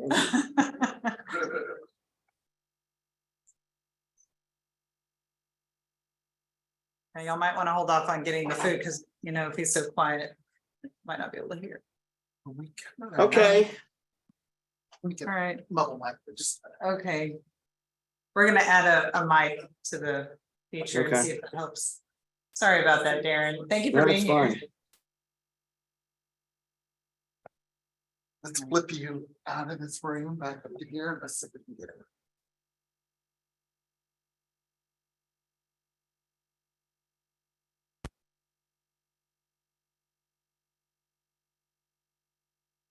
Okay, try now. How does this sound? Y'all hear better? Still quiet. He says It didn't pick it no. up. I'll still project if you need. Oh, where's the speaker? No. The speaker's down here. Okay. Try again. Can you hear me now? Yes, they can hear you. Okay, good. Go ahead, Darren. Thank you.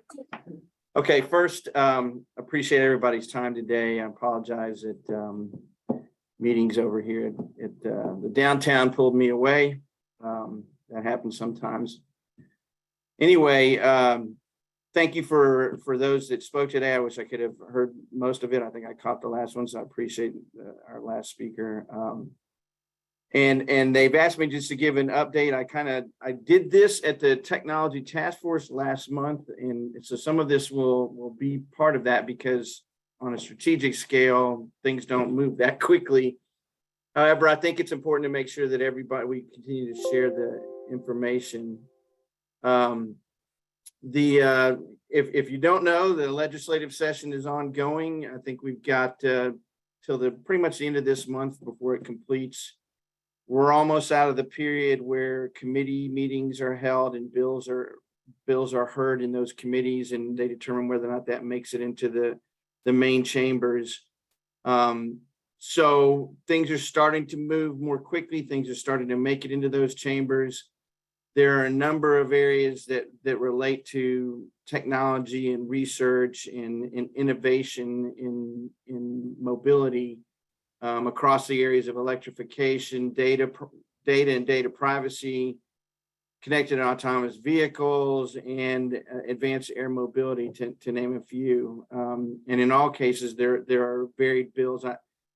It looks more and more like there will be some type of law passed regarding registering electric vehicles to offset the cost for lack of gas tax revenue on electric vehicles. So we'll see if that makes it through.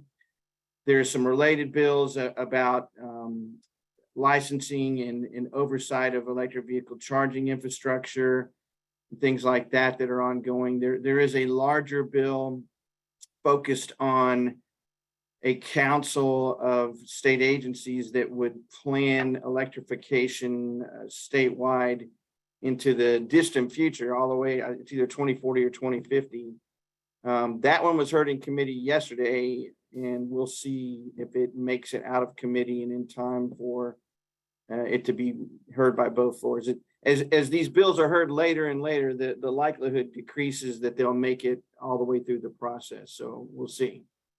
On the advanced air mobility front, there is a law that looks like it's making headway through the chambers regarding, once again, having TxDOT look at advanced air mobility laws in the state and what else the state could do to facilitate the advancement, especially of eVTOLs, electric vertical takeoff and landing for passenger and larger freight movement.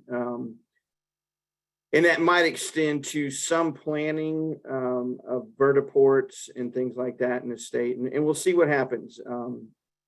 All of these come with a resource demand of TxDOT, and so we always encourage them to consider that when they ask us to dive deep on some of these topics. But even so, it also may establish more authority for the department to actually work on these areas. Connected autonomous vehicles, there apparently was a very contentious discussion in the House committee yesterday, and about requiring autonomous freight companies to keep drivers in the cab without an end date, even if they've achieved what they consider to be fully autonomous or ready to be without a driver in certain situations. So we'll see where that bill goes, if it makes it out of the committee and continues. But in the meantime, there are 5 autonomous freight companies still operating in the state. 2 of them have announced plans to be driverless within the next 2 years. And they've begun reaching out to our department and others to begin to in greater detail share their safety use cases, share their plans for communications. And then they're going to have to, I think, do a pretty aggressive campaign on talking about their capabilities with the greater public. As was evidenced in the committee meeting yesterday, there's still a lot of people that don't know that they're even operating on our highways right now. And that's inclusive of pretty much every one of our major highways other than the San Antonio to El Paso I-10 corridor. But the rest of the highways, there is some AV freight company operating on it now. At the same time, Cruise is operating fully automated activities for periods of the day and days of the week here in Austin, with plans to continue to expand that as they progress. And I think that's all the fully autonomous discussion. There was a lot of work on connectivity and discussions of digital infrastructure at the ITS, the Intelligent Transportation Systems of America conference last week. And we're continuing to make plans in coordination regarding that with certain entities. Can't really talk to that right now, but with the intent that where possible and where right, we would like to make sure that we're advancing our technology infrastructure to support connectivity in whatever way that may mean in the future, to again support safety, advanced safety information, as well as mobility information for the state. We're also looking at traffic management centers and what the advancement of those may be in the future relative to autonomy, as well as data that we can receive from more and more vehicles right now, and how that could enhance, again, safety operations for the state and better information on movement. So we have a lot of initiatives right now internal to the department about how to make that happen and who to engage and who to work with. And we think we have the potential for at least a couple of use cases for where we might begin to prototype some of those advancements as it relates to traffic management. We have an innovation section. It was previously focused on cost savings initiatives, but we've expanded it to more of an overall innovations in the department section, and it will be integrated with what's happening with everyday counts and with the national TxSTIC in their efforts to share innovation across states and across, from national level research and programs as well. So that section will be handling quite a bit of that. As an example, a research project on snowplows, just it completed with up in the Panhandle earlier this year, last snow season, and And now we're looking to scale that through our fleet division across the state. And that's just an example of one, seeing an innovation that either comes directly from research or from innovative ideas in the DOTs or elsewhere, and then examining it and seeing if that's something that we need to deploy statewide. And in this case, it looks like we're going to move forward with that. Beyond that, cooperative and automated technology. I don't know if I told this body, we signed off on a strategy for connected and autonomous development in the state and what it means to TxSTIC, and a program plan to do that. And that is now in place, and it's begun to advance that program. And let's see if there's anything else on my list. Our Innovation Alliance is hosting an innovation invitational with its team members in July 17 through 19, and that will be helping them develop their community level use cases. What are the things they're trying to solve for as it relates to transportation, and then how to communicate that out in a way that industry of all types can say, you know, they've got a part of solutioning or helping address that community challenge. And we did this about 5 years ago as a part of Smart Cities grant development, and it's time to revisit that, reinvigorate those or develop new ones, and then have those ready for grants or other opportunities that might come along, to include maybe even from the department itself. So we'll be doing that then, and then the week after is I believe they'll save the date for the next State Transportation Innovation Council, next TxSTIC meeting. Although I have a conflict with that one now, so we'll see. But you know, I'm sure if I can't make it, there's plenty that can, and looking forward to it, regardless of when it happens. I think that's all I had to cover. I hope. Are there any questions on those, or questions of other things the department might be doing? I don't see anything in the chat. I don't think so, Darren. I think we're good. Again, I just really appreciate y'all. We are working to continue to bring together the efforts of the STIC along with these other innovation efforts we have in the department, and make a more consolidated, comprehensive view for all members of each one of those organizations.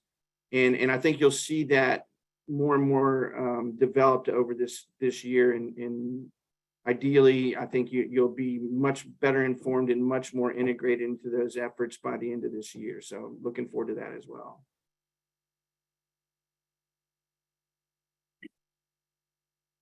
Thank you. Thank you, Darren. Appreciate that. Sorry, I had to step away for a second. We have food here, but I don't know if y'all are chomping at the bit, or you want to do the round table first. Got some flexibility. Do the round table first. All right. Oh, okay. Who's gonna present it? Oh, okay. You guys added something to the, I see what happened now. Come on. Come on up, Charlotte. So we have one more thing we wanted to fill y'all in on really quick. Hello, I am Charlotte Lucas, and I am the program manager for the Texas LTAP program. So we're going to discuss the Build a Better Mousetrap today. We are so excited about this program. I'm excited. So what is Build a Better Mousetrap? And so it is a federal highway administration sponsored program that annually highlights the use of innovative transportation solutions at the state and local government levels. It provides a platform to share innovations to everyday challenges that local transportation professionals encounter. So some of the highlights that the road solutions do is the development of tools and equipment modifications, new processes that increase efficiency, enhance safety, reduce costs, and improve the quality of transportations on local roads. So what are the 4 BAM entry categories? We have innovative project, smart transformation, bold steps, and pioneer. And those examples of each one of those categories can be found in the booklet that we have in the back of the room. We have it available for the in-person attendees, and then we will post a link to the actual electronic book, where the people that are the participants in the virtual rooms can actually go in and look at those examples. Next slide. So how do you participate? So BAM is open to employees of any local government agencies. So what you would need to do is submit your entry to the Texas LTAP Center by downloading the form at our website. You would navigate to the innovation tab, go down to BAM, download the form, complete it, and then email that form back to us using that email address. Deadlines for submission is May 10th. Agencies can apply for multiple categories. So if you want to apply for one of the 4 categories, you can, or you can apply for all 4 of the categories. We do encourage photos and video clips that would demonstrate the problem, the development, and the work solution. The video clips do not have to be professionally produced. So just keep that in mind. We will take smartphone videos or tablet videos. All applicants must comply with the OSHA standards. So what are some of our marketing strategies that we've been doing at the Texas LTAP is we've distributed the BAM flyers and booklets at the conferences and events. We've added the flyers to the LTAP packing materials for the instructors to distribute during our training courses. We've done a series of e-blasts to over 800 cities and counties to promote the BAM program. We featured the program in our monthly newsletter and our quarterly Better Roads, Safer Roads Spring Edition. And we are also in the process of contacting and following up via phone for additional cities and counties that we have not reached out to. So here are some of the winners. Here are the winners for the 2022 Build a Better Mousetrap competition. And as you can see, there's a lot of great innovative tools and ideas that the winners did in each category. And so we would love to see Texas as a winner for the 2023. So we are encouraging you, the cities and counties, and I'm going to reach out to Chad because he may have some great ideas and innovations that his frontline workers have been doing that we can submit for this program and get Texas up there as a winner. So what is the timeline? So September 2022, we started reaching out and inviting local agencies to participate in the program. So as I stated earlier, the deadline is May 10th. And May 15th through June 2nd, we will have a panel of judges to pick the state winners. And then June 9th, we will submit the winners to FHW for the national competition. And July 17th through the 20th, the national winners will be announced at the NLTAPA annual conference, which will be held in Columbus, Ohio. So that is it for the Build a Better Mousetrap. Have any questions? We're super excited about this program. We think it's a great opportunity to get those innovations out. And we know that Texas, we do everything big in Texas. So we know that we have some great things going on. And so we're looking for those innovations to submit for FHWA. Thank you. Thank you, Charnette.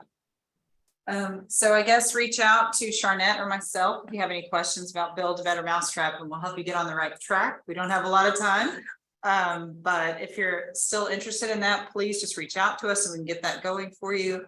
I know, like she said, we know in Texas there are innovations. I just think people don't always know when they're innovating. They are just doing it because it's better, and maybe they know they have a better way of doing it, but they don't realize that everyone else would like to know that better way of doing things, because it can make life better for all of us and maybe even improve roadway safety. Depending on what it is, there might be some nighttime visibility innovations out there that would be fantastic to share, but it doesn't have to be that. It could be an attachment to a trailer that made this other thing work better. Like, it can be anything. So reach out to your local or neighboring communities, see if anybody's got anything. Just tell them you've heard about it, send them to the links, and we'll get them in touch with the right people. So, but let's go ahead and do the round table. You have the roster pulled up and have it pulled up, but I think it logged out. But yeah, so typically we just allow, well, that'll work, that's fine, but I meant the stick roster, but as long as, I think you know who you are if you're a council member, so feel free to speak up, and then also anyone in attendance, please just, raise your hand, and we'll give you that opportunity to highlight what you're doing in your neck of the woods.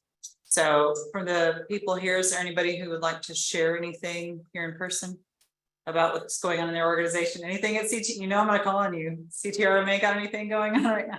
They've done so much. You have no idea, but those of you who've come to the STIC meetings, you've seen a lot from them in the past. So always innovating. But anyone here on this side of the room have anything you want to mention? Anything's fair game. And then online, I know we have a few people, council members that couldn't come. We have a couple chat items. Okay, Charnette, thank you for sharing the link. And May, would you like to say anything for us? Earlier you had a pretty good question, but do you have anything going on over there in San Angelo? I know everybody's still here. It is lunchtime. We got a hand. Sean. Yes, Howard. My name's Sean Merrill. I'm a region director for American Society of Civil Engineers. We have our big conference coming up here in Texas. I'm putting the link in there now. This is the ASE International Conference on Transportation and Development. It's going to be in Austin, Texas, June 14th through 17th. Registration is still available.